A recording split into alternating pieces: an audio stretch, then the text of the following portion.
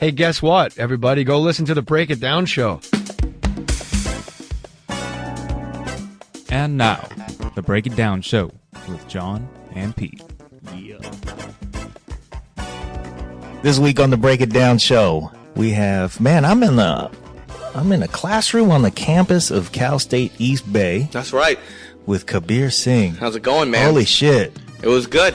Dude, you killed. It was fun. It was always nice to come to a university. Usually you have to travel hundreds of miles to get to a university to do stand-up in front of 500 people. This was great that this was about, 15 minutes away from our house, right? 3 minutes away from the bar. Where are you from? I have a place in North Hollywood, and I have a place in Fremont, so it's like a kind of a combo. Okay. Yeah. That's a nice lifestyle right there. It's a decent lifestyle. What do you mean decent, man? It could be better if we could pick more winners, right, guys? Yeah, I feel like if it wasn't all the gambling going on and all the losing, it would be a lot better. Okay. I once had a friend tell me that his life would be monumentally more satisfying if it weren't for slow ponies and fast women. Slow ponies and fast women. Wow, I would love to have that problem. Yeah. I feel like I deal with a slow pony because they don't call you at 8 a.m. wondering where their 4 Gs are at. Slow ponies can't phone call you.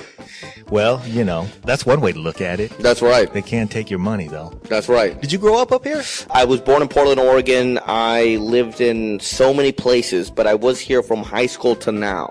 Then we went to San Diego for a little bit, and then we went to Houston for a little bit, and then we moved to India for 2.5 years. You lived in India? 2.5 years as in Bombay. As a teenager? As a pre-teenager. I believe I want to say I was there from the ages of 9 to 11, no pun intended. I have to know, what did that teach you? It taught me that nobody likes me in America and nobody likes me in India. I got made fun of for being Indian in America. When I went to India, I used to get my ass beat for being American. Yeah. And then I came back to America, and then I continued getting my ass beat for being Indian. No kidding. Yeah, it was fun. Man, you know what? Enduring the ass whoopings makes for great comedy. It did. India was a different kind of ass whipping, though. It was different because we used to get beaten up by my teachers. They were very strict, and I was a class clown in America. And what happens when you're a class clown in America? You become popular. The girls, the teacher hates you. Your grades are down. Right. But in India, yeah. You're the class clown in India. You're getting your ass beat. The other kids aren't really laughing because they don't want to get their ass beat. So it was a culture shock for me when I went there for grades. People didn't let you be funny. You know what? They were cool. I think the general public liked me, but then there was always the guys in India that were threatened the fact that I came from America. Yeah. They were threatened because I was dressing better, looking better than those guys, which is not saying much. But when I was there, I used to get, I wouldn't say it was full-blown racism at that point. Wow. Yeah, they did not like me because I'm from America, the way I talked, the way I looked, the way I acted. Yeah. So it was 2 years of really, it was a tough 2 years, but it was also a very fun 2 years. Because right when school ran out, you're running stuff. When you're from America and you're in India, you're killing it. Okay. When you're going everywhere, you're from America, so you're getting first-class service. Yeah. You're drinking at the age of, I was driving a little scooter motorcycle when I was 10. So I had the freedom to go anywhere I wanted to. Yes. And also my dad was doing very well at that point, so I had a driver. So I would be able to do whatever I want outside of school hours, but the actual school time was pretty rough. Yeah. You're just getting your ass kicked and thinking to yourself, man, as soon as this school bell rings, I'm getting out of here. Oh, I'm getting out of here and I'm going to live a good life. Yeah. Wow. So then you came back here and you moved to Fremont? No, when I came back here, we were in Rochester, New York for about a year and a half. What did your dad do? He would go to other businesses and what's that word with that? A consultant. So he was a consultant, thanks man. Okay. He was a consultant. So you would hire him even when he went to India. He had to phone a friend. Yeah, I had to find out what his dad did for a living. So in India, when he consultant. Yeah. Yeah. Well, $0 an hour. But what happens is when he moved to India to be a consultant for a business that was making the gas pumps. Okay. So he was the guy that was over there consulting the business to make gas pumps. Did very well. And then when he moved back to America, what happens when you're a consultant, you have to get hired by companies. So we were in Rochester. It took him about a year to get back on his feet. We're living with my sister who's going to medical school there, and then we moved to Fremont right after that. And then he was the CEO for Mannix, which was another consulting company for a few years. Yeah. Huh. Wow. So you got to experience the world. You got to experience life in India a lot and of America. different places. Yeah. You know, I mean, right, India and America, and you're Indian, but still, that's a lot more than a lot of people get to see. No, I'm very fortunate. I got to see, I got to live my childhood in two different complete dimensions. And, I thought it was pretty interesting. I imagine really that feeds your comedy. It did, because the only way that I was going to avoid getting beaten up in America and India was making people laugh. So when I went to India, the first year was rough, but then I was always funny all the time, no matter what. So at that point, I was gaining friends in India. So the last year was good. I almost think if I didn't leave India, it wouldn't have been that bad, actually. I felt like if we actually stayed in India, I think it would have been actually not that bad at all. Huh. Yeah, I feel like I could have done, comedy would have been my dream. In my head, I probably would have found a way to become a pioneer of comedy in India at that point, because there was no stand-up. Yeah. And stand-up was something that I wanted to do all the time.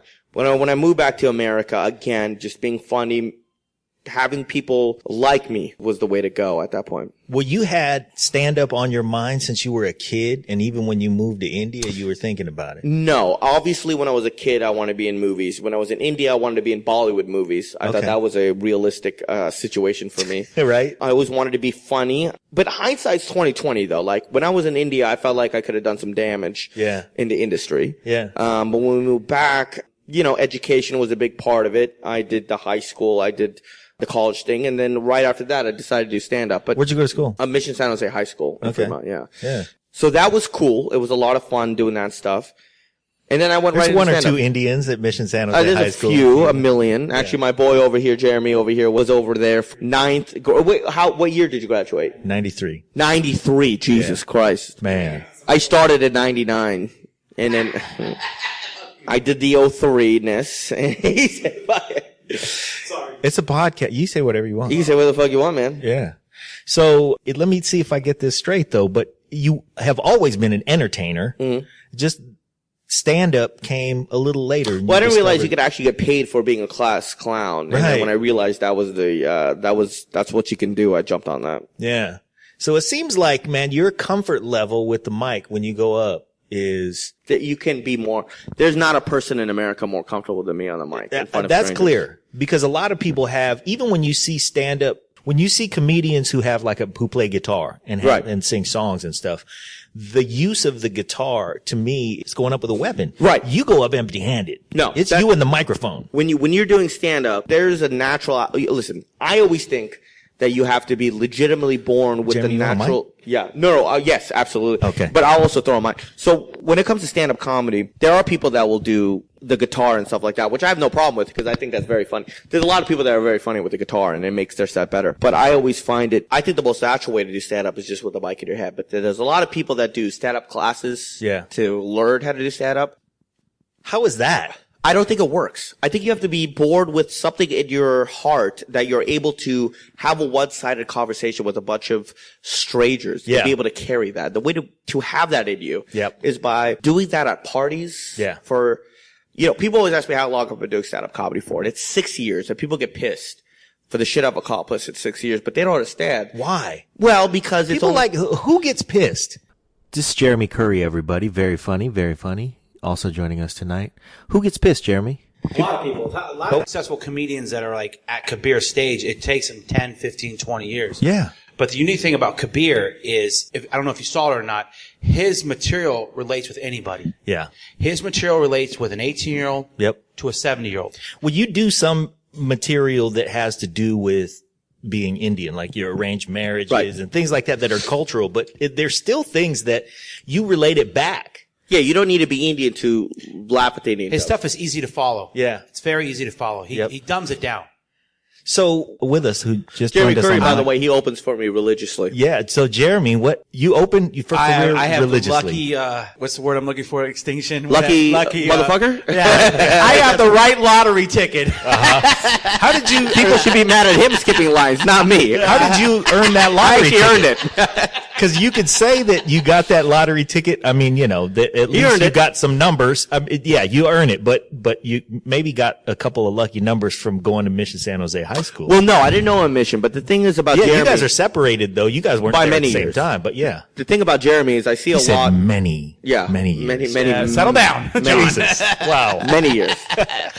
The thing about Jeremy is that, again, he's a salesman. He sells shit. So what happens is he's comfortable around strangers. Again, when you're doing stand-up, again, this is not about making your friends laugh or what you think is funny. It's about having a one-sided conversation with a group of strangers. Okay. And doing jokes that they understand, they like, and to make them laugh. Right. Now, what he's been doing, I mean, when you're a salesman, you know how to sell. And when you start writing jokes, you can sell those jokes to those people. And that's what I've noticed.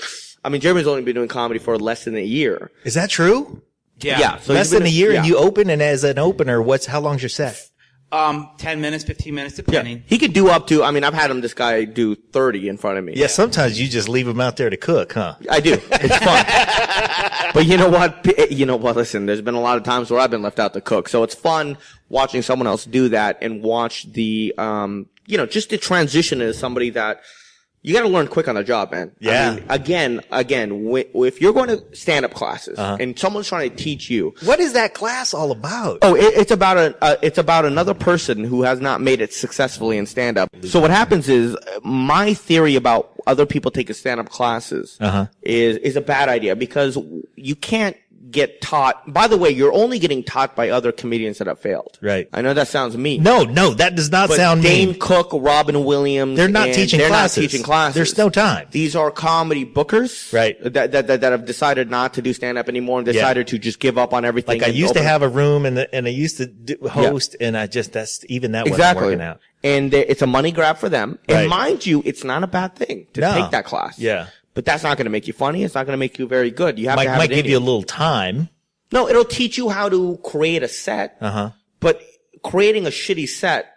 Right. If you're not funny, all they're going to do is structure your set. Yeah. So do this shitty joke, do this shitty joke, do this shitty joke. The shit and get ain't, off the stage. still ain't funny. No. Yeah. So Did you you ever have- take any of these classes, Jeremy? No, I have the best seat in the house. Yeah. I'm watching Kabir. He's just electric. He's amazing. Yeah. I heard about him. It's like, have you seen this guy Kabir Singh? Because I was doing comedy for about 6 months before I met him, and then I finally saw him at Tommy T's, and I was like, that's what it looks like. Yeah. I've been doing open mics and like little lame shows. Yeah. And he was on a European tour, and then he finally came back, and I met him, and I saw him, and I was like, whoa. And I went back and I saw him again, and then I was like, this is what I want to be like. So I hit him up, and I was like, I'll be your friend. Damn. All right. Well, in the interest of full disclosure, I'm brand new. We've had the show for my partner Pete, who's not here. He and I had a community radio show together, and it was pretty good. And the other people who were in our peers at the station were like, you guys get the fuck out of here. You guys got to do long form interviews because you guys are entirely too interesting for this format, and you like to cuss. Mm-hmm. So we said, okay, we'll start a podcast. Yeah. So we started doing that. And, one of the things that happened was we started getting, I enjoy the podcast of a guy named Mick Betancourt. He has a Mick Betancourt show, and his podcast is amazing and it's terrific. It's my favorite one, and I like a lot of them. But we went to LA, Pete and I did, to interview Sly Stone. And Pete said, fuck it, man. Why don't you reach out to Mick Betancourt and see if he'll do the show? And so we did, and he said, fuck, sure. We'll do the show. So we went to his studio, did our show from his studio, and, he's been doing stand up for years, but he even is, I guess you could call him a failed comedian, because what he ended up doing was he moved to LA to be a comedian, ended up writing for TV, and he's a writer and a successful one. And he's written for all kinds of show, Law and Order and shit like that. But he writes drama, and then at night he goes up.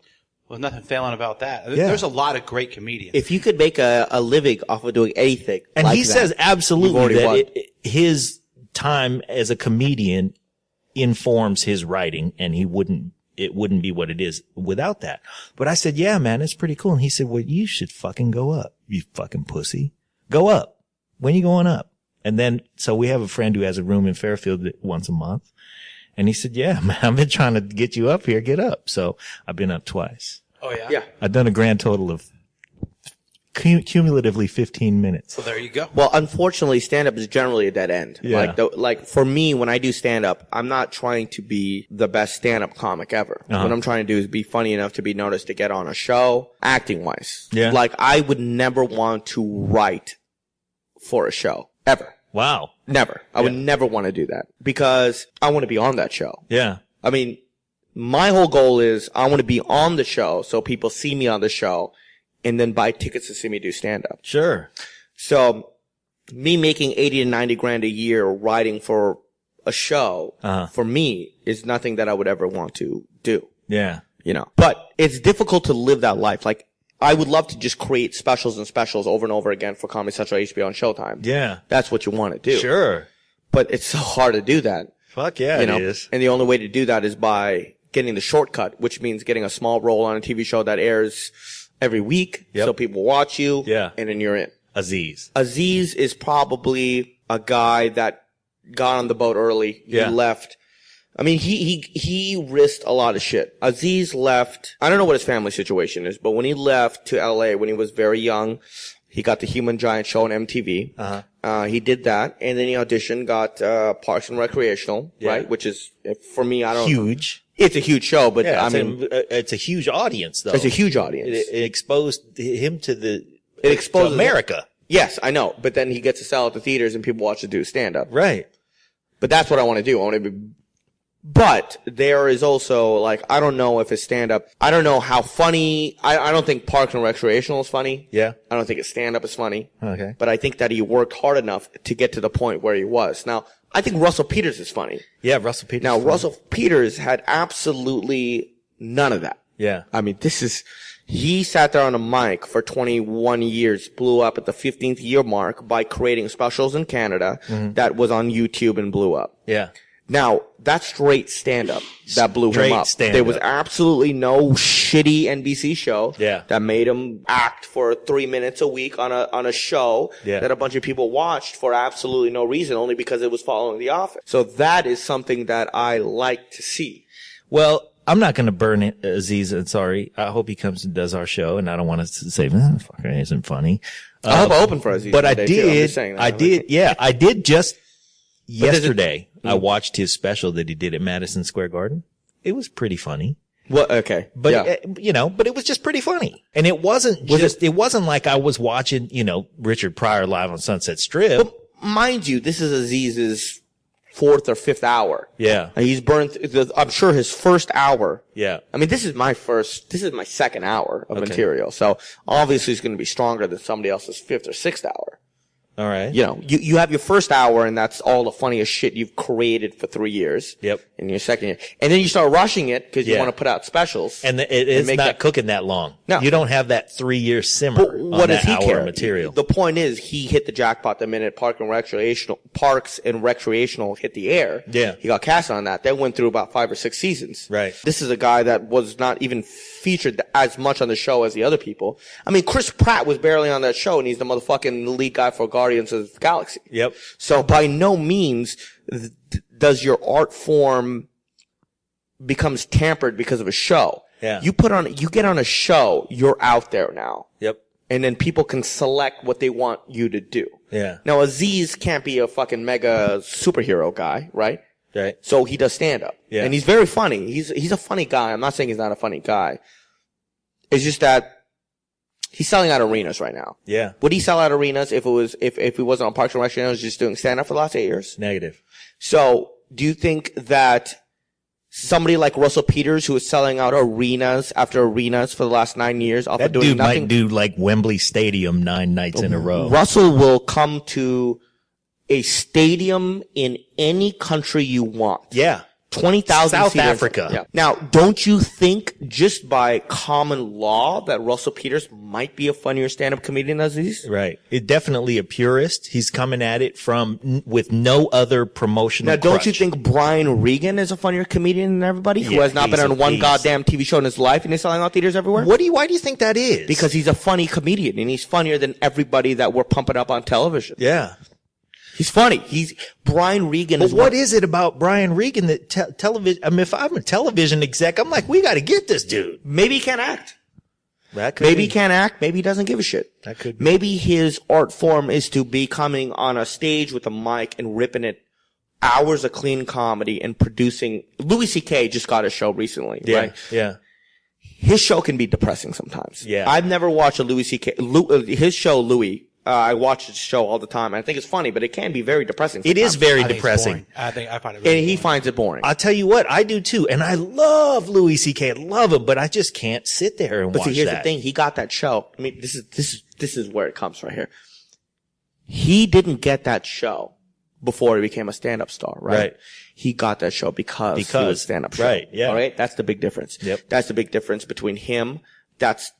He's in a group of him, Bill Burr, Patrice O'Neill, guys that never got on those hand-me-out NBC, CBS shows. Right. And got that platform to where a bunch of white people in America said, I like this guy. This guy's funny. He's on this show. Let's go watch him. Yeah. No, this is him pumping out hours of material Yep. every year. And whether if you think Louis C.K. is funny Every year, a new hour too. Louis C.K., yeah. And is it the best? No, but yeah, every year putting a new hour out. It's But- amazing. But he got that show because of his hours of material. Absolutely. But he also, I mean, he can go anywhere now and just get a theater anytime.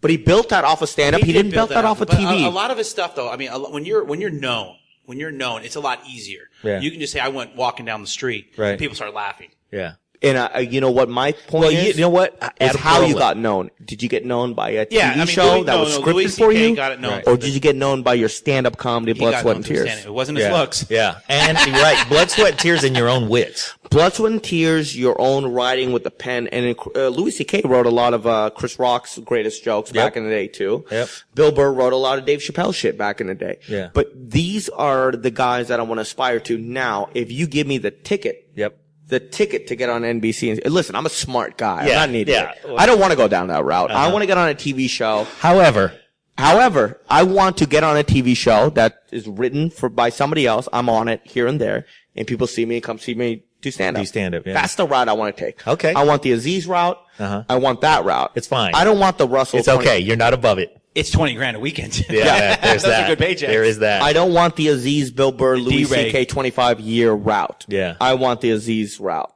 And mind you, Aziz didn't take any shortcuts. I'm just saying I that, hear you, man. that show blew him up while his stand-up didn't blow him up like the other three guys that I mentioned, Yeah. including Dane Cook. Right. If you like the show, And you know you do. send us some pictures of your movies. Don't do that. Support the show. There are 3 ways you can support us. Number 1, go to iTunes or Stitcher or wherever you listen to podcasts. And leave a 5-star rating and review. It helps with the show metrics and helps us get better placement. Number 2, Visit our website. www.breakitdownshow.com. We've got an Amazon and an eBay link. Same Amazon, same eBay, you know and love, but they give us a little kickback when you get to their site from ours. And number 3, leave comments about the shows that you like. We want to know what you think, how you feel. Tell us how to make the show better. We greatly appreciate it. Now back to the show. We like boobies. I mean, he brought comedy back. People want to shit on Dane Cook. Yeah. There was no comedy in 98. 98. Yeah. Who the fuck? 98? Right. Comedy clubs are being shut down. Yeah. And then Right here. Dane Cook You came know, out. there was a Tommy T's in San Ramon that got shut down. It was a Foo Bars and Martinez that got shut Dane down. Cook came out with his double album. It was one of the funniest albums I've ever heard in my life. Yeah. Brought comedy clubs back to life. Yeah. You know? Yeah.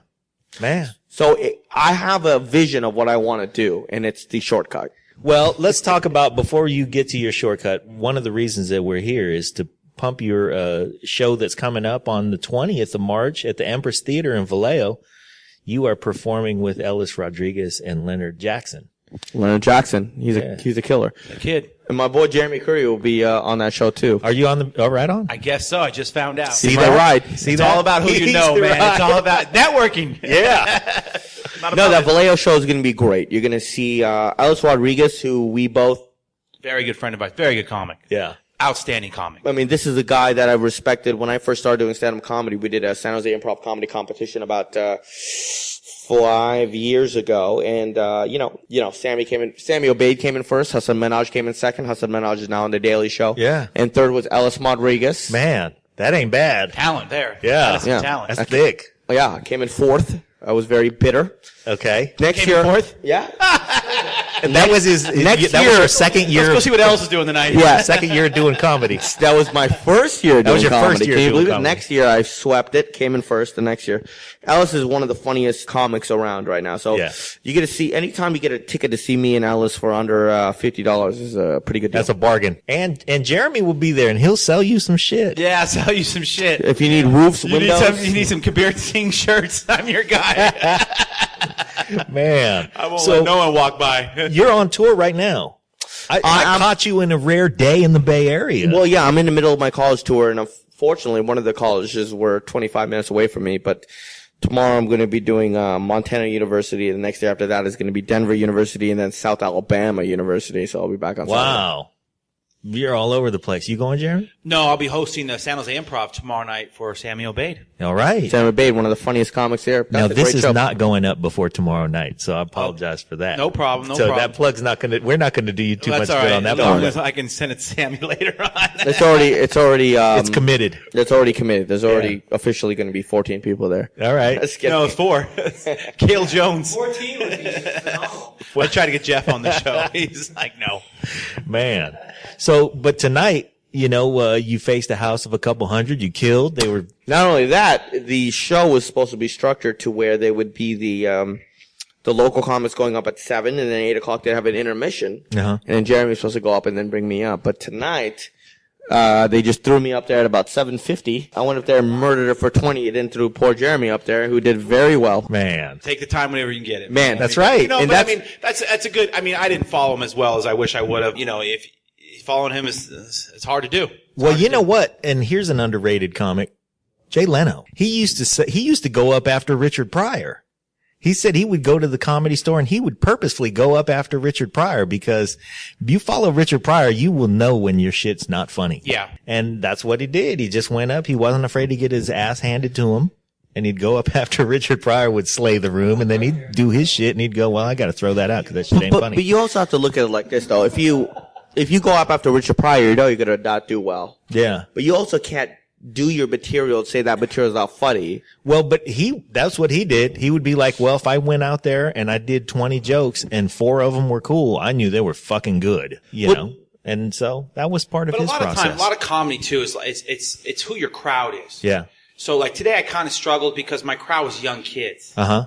You know, instead of adults. Like I said, the rare thing about Kabir is his stuff hits everybody. It's universal. It's universal. I'm 40. Yeah. You know, so I've had the kid. Right. Had the mortgage, you know, so these kids here in college, they have no idea. Well, see, I'm in your demo. Yeah. But it's like you said, I still find Kabir hilarious. Oh, because Kabir's the best. There is, you know, yeah, I'm not in an arranged marriage, for instance, but I almost wish I almost, you know, could I have done better? Who knows? Oh, his, but Kabir's joke writing is amazing, but his delivery is just outstanding. Yeah. Outstanding.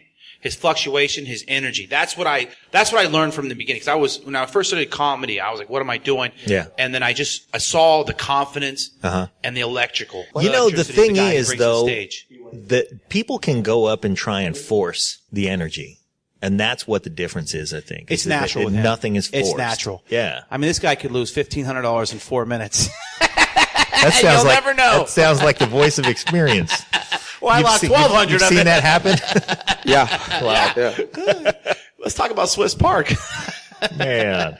What's Swiss Park? Oh, it was a show. We got a great show here. We had a happening great on- show, but we didn't do so well with the picks. Yeah. I think yes, I think stand-up has to come from the heart. You can't learn it. Yeah. You can't study it. You can't, it's something that's come from the heart, which is why there's a very small percentage of people that can make a living off of it. That's true.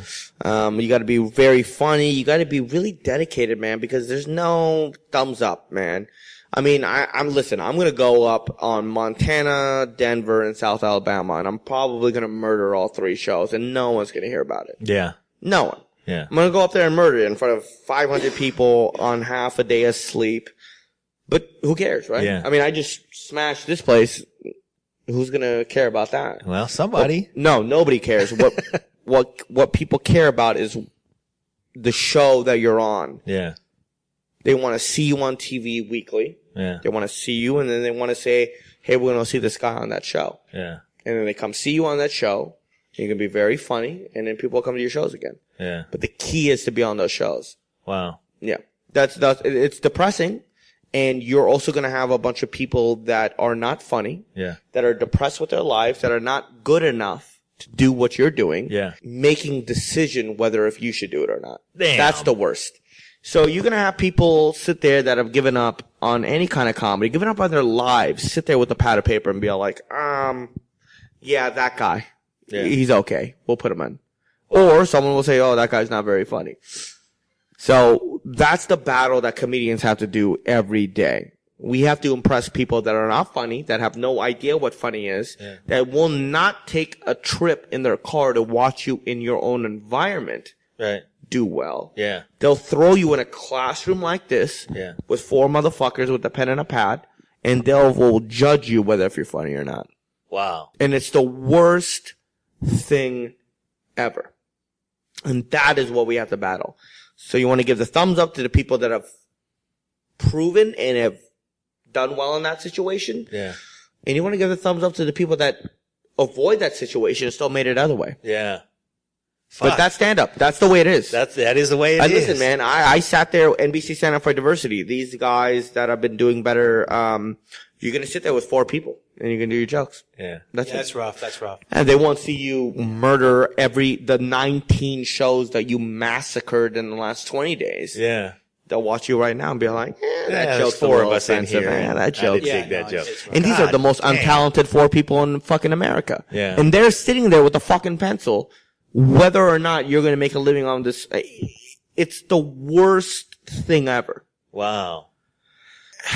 I don't know what to do. There's no combine for us. Yeah. You know?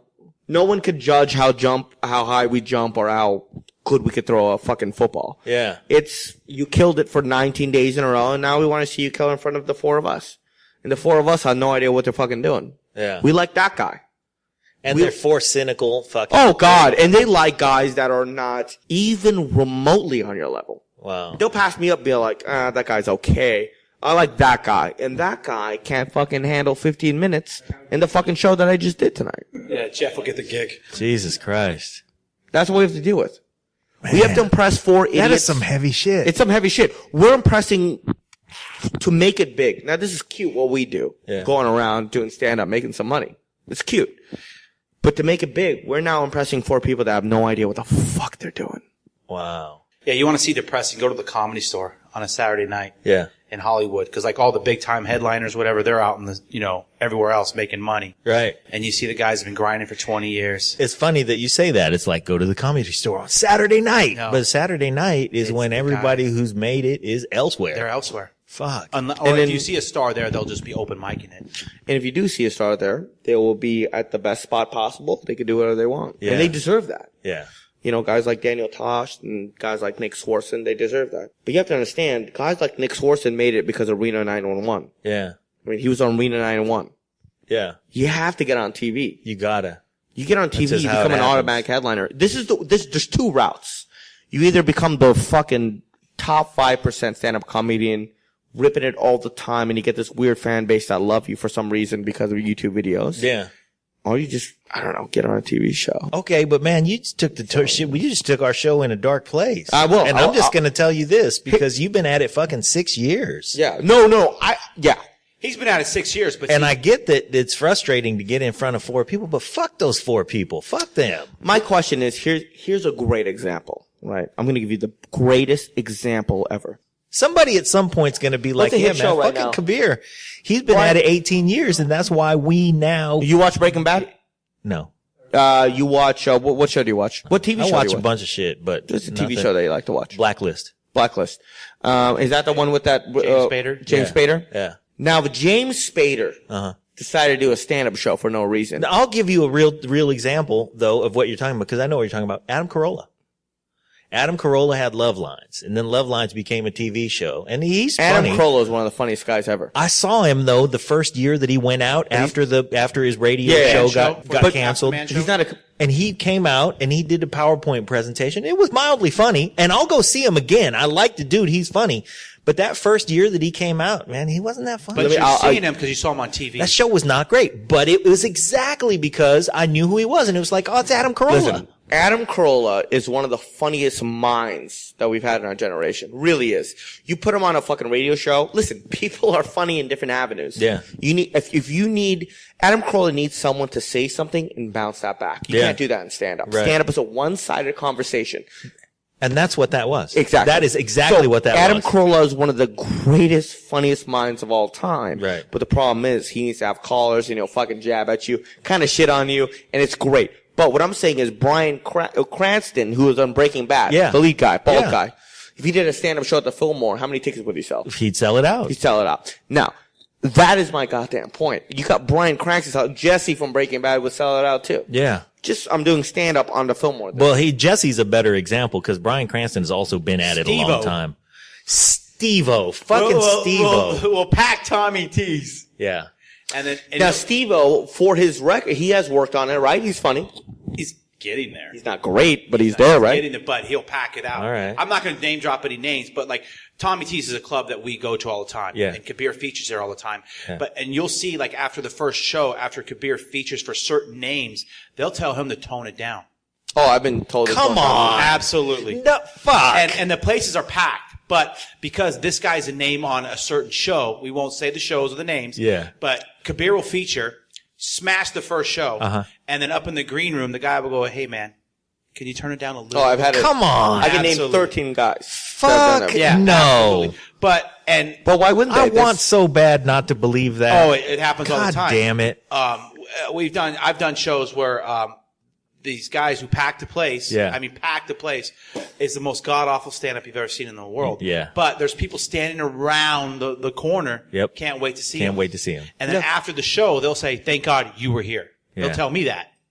Jesus. What comedy clubs will do is they'll book a very good feature and host, and then Yeah. they'll get the famous guy up at the end. Yeah. And the famous guy will go up there and do what he has to do to keep the show running. Yeah.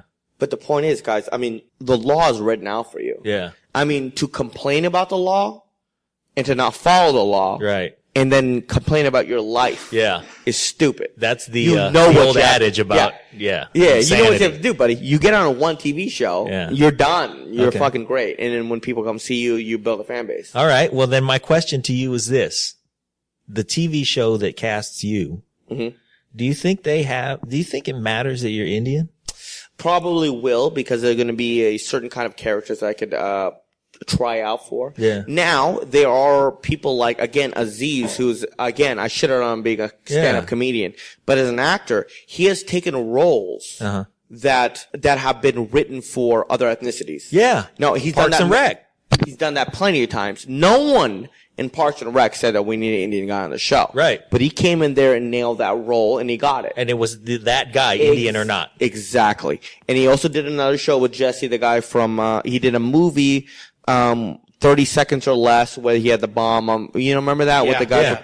Okay, that wasn't for an Indian character, but he Right. nailed that role. Aziz Ansari is a very good actor. He's an He actor, could take yeah. care of that. There are ways to go about it, Yeah. doing that, but you have to get the opportunity, Yeah. and you have to be very good. Now, I'm not the best actor in the world. Aziz is very good. Aziz can take that role. Like, if I was in a role of a guy, who don't know Aziz or me, you've Right. never seen stand-up comedy in your life, you have no idea who Aziz or me are, Okay. and we ran a page of lines, me and Aziz, you would pick Aziz because he would run it better than I would. All right. And I walk out the room saying Aziz was better than I was tonight. So that will happen repeatedly. So you have to get good at the craft that you're doing. Now, for me, I still have a little bit of me saying that I think you could do it just by doing stand-up. But there's been so many results in the past saying that it would be way easier doing it the way the other guys are doing. Sure. But like I said, look, that's the point. You got to get on these shows. Did you know Joe Rogan was a stand-up comedian? Well, no. How'd you know Joe? Exactly. You No. knew through Fear News- Factor. Factor. News radio. Yeah, UFC. News Radio. Yeah. He was a stand-up comedian for 10 plus years. Yeah. And if you ever listen to his podcast, it's, All the time. and it's great for comedians Yes. because he talks about eating shit Yep. for 10 years. For 10 years. Yeah. And then he got- slogging it out in Boston, Exactly. going out when it was fucking But- freezing outside. Exactly. But he's one of the only comedians that will headline a show and put funnier acts in front of him. Yeah. He's the only guy that does that.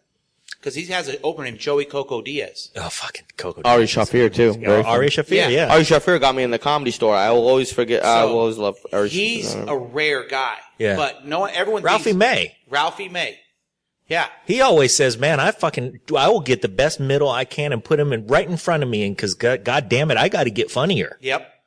But that's not everybody. But a lot of guys also, they can take that energy and move it. Yeah. Keep moving. Some people can't. Okay. You know, like some people can't handle it. But yeah, like Joe Rogan's a perfect example. Everyone thought Fear Factor, and no one knew he did stand-up comedy. Yeah. And he's been doing stand-up comedy for like 10 plus years. Well, by the time 20 years Fear now. Factor came, I was already, a fan of Joe Rogan, but because of News Radio. News Radio. I never saw that show, but Yeah. He was funny on that show. Yeah, but who's buying he the was a tickets? very small part of that show. I mean, look who else he was on that show with fucking. No, I agree. But when you saw, listen, what he's selling tickets right now, it's all cute with the News Radio shit, but the people that are watching him buying tickets for now are the UFC They're fans. UFC fans, yeah. And when you're the commentator, the main commentator you're selling out in 5 minutes. for the fifth greatest sports, and it's like you're. Yeah, I mean, he has to just pick a room. Are That's we really it. gonna sit here and be all like, he's living the dream. Right. dude? The All guy. I'm saying though is this. And He's by no living the means he dream does- because he just reached out for everything that he could do and grabbed it. He's And- living the dream and because he he's was at the commentator for that because He he worked had his the ass chops from He doing absolutely stand up. worked his ass off. Yeah, from doing those years of stand up, he had the chops. But here's he can my fucking thing. fight. I'll say one thing. By no means, Yeah. no means am I shitting on everybody, but I'm saying that these guys put their efforts into the right things. Right. The right things. Right. He put his effort into the right thing. What I'm saying is this though. Hindsight 2020 for them.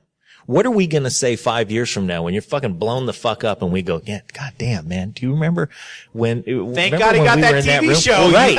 Right. What is it? Is it going to be the TV show? Is it going to be, I mean, it might be something else. It might be who knows what it is. I don't know what it is, but I'll tell you one thing. If you're good enough and funny enough, you're going to get something. See? There's nobody that is not famous that is murdering every day. Every day. And just people. It's only a matter of There's not time. one comic that you sit there and be like, I don't understand why this guy isn't selling out theaters. Mm-hmm. There might be a few, but they will get there. But only for a very limited Very time. little bit of time. Yeah. I'm sure people talking about Joe Rogan. It's like, why isn't this guy doing it? I mean, Dave Chappelle, before he was huge, he had Movies. a half brother who lived in San Francisco. My favorite. And so he would come here and he would do little room. He would middle at Cobb's or open at Cobb's or something. Yeah. And his brother would try to wrangle up a bunch of people to go, let's go see my brother. And then you bring 15 people there and they would get fucking slain. Yeah. And it was only a matter of time. Yeah. So I think that's what, You know who Angela Johnson is? Yeah. Okay. Did she make it big from Mad TV or was it for that nail salon? I would bit? say it was the nail salon bit. I'm asking you, Kabir. Oh. 'Cause Kabir knows her She real would. well. Okay, so Angela Johnson made it big because I do sales, Uh-huh. and when I first started doing sales, people would say, "Oh, you want to be a comedian?" And I'd have so many women come up to me and show me that nail salon bit. Right. Yeah. Oh, have you seen her? Have you seen her? So I knew her through that. Yep. Versus the Mad TV. Me too. But Yeah. I guess she did Mad TV, obviously. there are two comics that made it big by going viral. Uh-huh. Russell Peters Yeah. and Angela Johnson. Angela Johnson. But Angela is a different kind of talent. Like Angela, It's fine, first of all. That didn't hurt. Yeah. But she Because it nailed was that like, bit, bro. she did. She nailed the She fuck out of nailed that bit. that But when you Asian watched bit. it, if you were a chick, you were like, I've been in that nail salon so many times. If you were a dude, you were like, yeah, she's been in a nail salon. Angela Man, hit she three was good. demographics that no other comedians ever hit. At Gay the same time. population, women, gay. And she hit it by Mad TV helped, the Bon Qui thing hit. The difference is she backed it up with great stand-up. I mean, the Bon Qui bit that blew up didn't happen until she was already dropped from Mad TV. So you can't give any Mad TV any credit. Yeah, you're right. The nail salon bit went viral and that made her famous. But what are you gonna do when that makes? Okay. Yeah, you still got to bring it. What Now are you it's gonna like, do? okay, great. We'll put okay, you that up. one joke broke. What did she do? Yeah. She built hours and hours of material of her doing amazing stand-up and kept selling out places repeatedly. Yeah. Now, if I had one bit that went on YouTube tomorrow and it blew up, Yeah. I don't know if I could successfully translate that into the career that Angela Johnson has done. Yeah. That's where you tip your hat to her. Right. And mind you, she's doing a brand new hour every year, and she's blasting them off on Showtime and everything. Angela Johnson is a very special person. She's very funny. She's very good at what she does. Yeah. But she's not the kind of person that I could say to be like, oh, that bit made her. Yeah. You know, that bit made her known to people, but she carried. There's a lot of goddamn. That's the thing. There's a lot of shit We that could go right down the list. There might be one thing that breaks you, What's but that once game- you get there, you gotta stay. You gotta get your footing. You have to carry that to a different level. Yeah. And that's where you put your hands off to that.